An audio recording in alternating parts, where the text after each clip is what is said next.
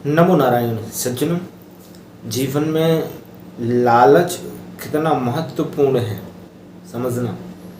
लालच क्यों करना चाहिए और लालच क्यों नहीं करना चाहिए, लालच किसमें करना चाहिए, लालच किसमें नहीं करना चाहिए, इस विषय पर आज बढ़िया चर्चा है।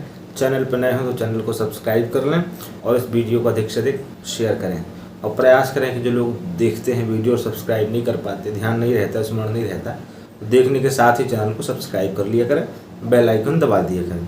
आइए इस विषय में चर्चा करते हैं। तो सज्जनों, सबसे पहले तो मैं ये व्यक्तिगत मानता हूँ कि लालच शास्त्रार्थ में, सत्संग में, धर्म में, जानने में, विषयों को समझने में, उसको परखने में, इन चीज़ों में लालच तो बड़ा अच्छा होता है। थोड़ा सा कहीं मिला और ज़्यादा मिले, सत्संग में और ने खा रहा है, हम उसमें लालच करें। ज्ञानोपार्जन के लिए, ज्ञानोर्जन के लिए, ज्ञानार्जन के लिए हम लालच करें। वो लालच महाराज हमारा इतना बेहतर रहेगा। जैसे मैं ये मानता हूँ जैसे भूखे को भोजन का लालच होता है, वैसे साहित्य का, ग्रंथ का, सत्संग का, इस चीज़ का आप यदि लालच करेंगे ना तो वो लालच आपकी इन चीज़ों में वृद्धि करेगा और इसके साथ में आपको अहंकार शून्य होने से बचाएगा, क्योंकि आपको ये पाना ही है, चाहे जैसे पाना हो। ठीक है ना।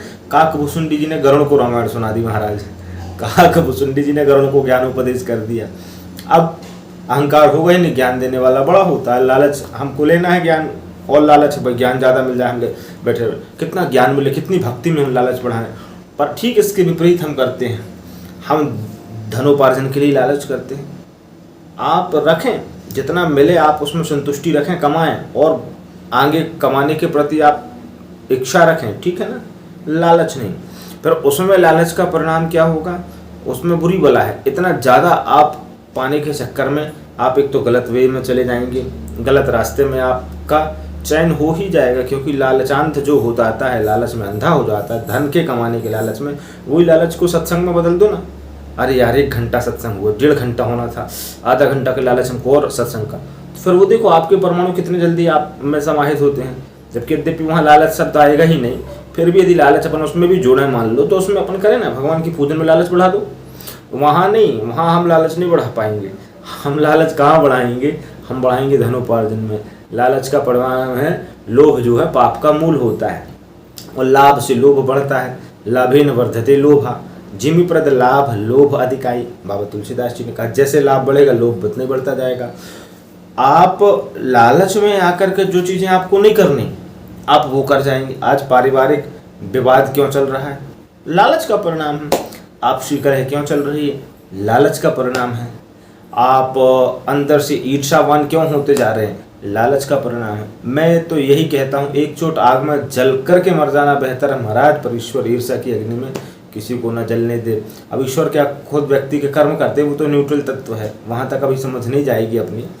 पर लालच में आकर के जिसके प्रति हमको जो करना ना होगा हम वो कर जाएंगे महाराज, है ना। और कितनी कहानियाँ नहीं सुनते, कितने दृष्टांत नहीं सुनते, कितनी परिभाषा नहीं सुनते कि लालच अंततः गत्वा आपको परिणामतः गलत ही फलेगा। जिन जिन ने लालच की कमाई की है उसका फलित देखो ना, बुद्धिमानी है। आज कहाँ निकल रहा है उनका फल, कैसे कैसे निकल गया। वो तो अंधे हो गए, धृतराष्ट्र बन गए, उनको समझ में नहीं आएगा, दिखाई नहीं देगा। मन अंध है और बुद्धि अंध है, बुद्धि भी अंध है, अंधी है और मन भी इनका अंधा हो गया, धृतराष्ट्र हो गए। उनको दिखाएगा ही नहीं कि कौरव ने कितना गलत किया, बस पांडवों पर आरोप प्रत्यारोप करते जाएंगे। समूलम तद विनश्यति, परिणामतः सब कुछ विनाश हो गया। आज हम जीवन में स्वयं लालच से बचें, हम बचेंगे, अपने बच्चों को, पुत्रों को उचित मार्गदर्शन दे सकते हैं। हम खुद जन्मांध हैं और जिस अंधे ने ईश्वर को देखा नहीं वो रूप बताना क्या जाने, बढ़िया भजन सुना था तो शब्द याद आ गए। इसी प्रकार जब उसने देखा नहीं वो क्या बताना जानेगा। आप कैसे बच्चों को अच्छी शिक्षा दे सकते हैं आप जबकि खुद लालचांध हैं, लालच में फंसे, तो ये परमाणु गलत जाते हैं, ठीक ना। इतनी सी चर्चा होती है, बात अच्छी लगती है चैनल को सब्सक्राइब कर लें, वीडियो को अधिक से अधिक शेयर करें। नमो नारायण।